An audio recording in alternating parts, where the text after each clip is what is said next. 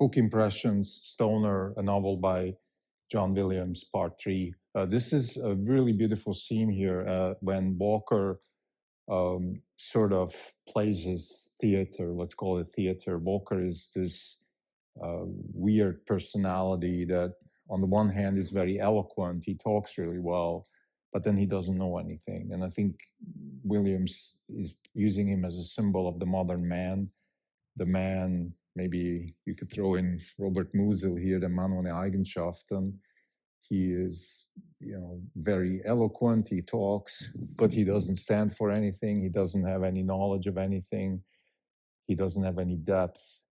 And he flunks all the exams and he wants to get his PhD, and Stoner fails him. He's like, no, I'm not going to let you in. And I think there's a conversation between Finch and Stoner where Finch is kind of saying, you know what, just let the guy through because you're going to get in trouble. You're going to have a lot of fight for what? And then Stoner says this really profound line, which is that Masters once told us that the university here is only for the pure and the ones who can't succeed in the real world, the ones who can't fight in the real world. We want to keep the university pure. And if we let Walker in, we're going to sort of impure the purity of the university.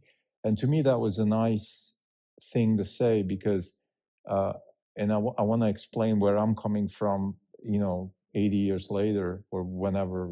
This novel was written in the 60s. So about 60 years later, I see academia as really deteriorating into a literal ivory tower, sort of self-aggrandizing, self-fulfilling prophecy, and not really doing its job by promoting the future of students. But then I can now see the other side of the coin, and also the reason, for example, why there is something like tenure, and that is actually to protect academia from the impurities of the real world. So there is a fine balance to be found between protecting academia from exactly the Walker types of this world, egotistic protagonists, self-aggrandizing con artists, and they penetrate the same way Silicon Valley is being penetrated by people like Sam Altman or Mao Son,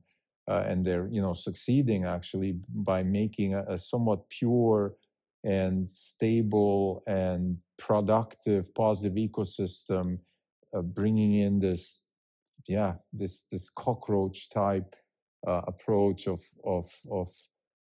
profiteering and con artistry into the field. I mean, we feel like that here in Silicon Valley because we have people like Sam Altman in particular, but there's a lot of these con artist types who are entering the field and actually are succeeding, and to their credit also sometimes even for real, but very often not for real. Very often it is con artistry.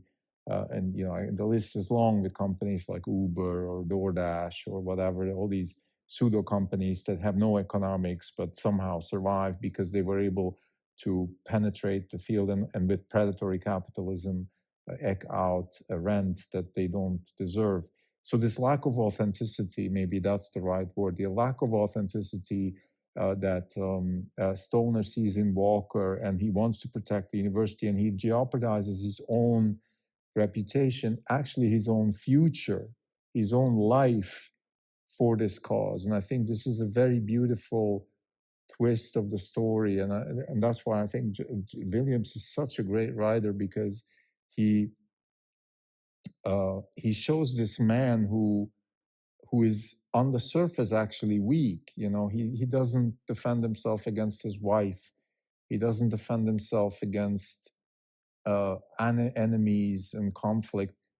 But he, on the other hand, he has this sturdiness and this really strong moral attitude towards life, and he's also a loving man, a real deeply loving man.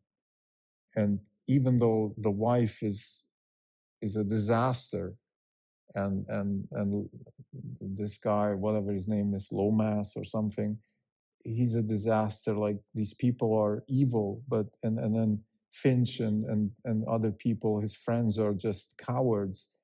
And Stoner is, he has this I guess I wouldn't say he's a Prince Mishkin character. He's not a Jesus character, but he has those qualities. He has that authenticity. And actually, Williams mentions the students that follow him. They like his classes. They like his personality. He's a lovable person, and he clashes with the real world. He clashes with the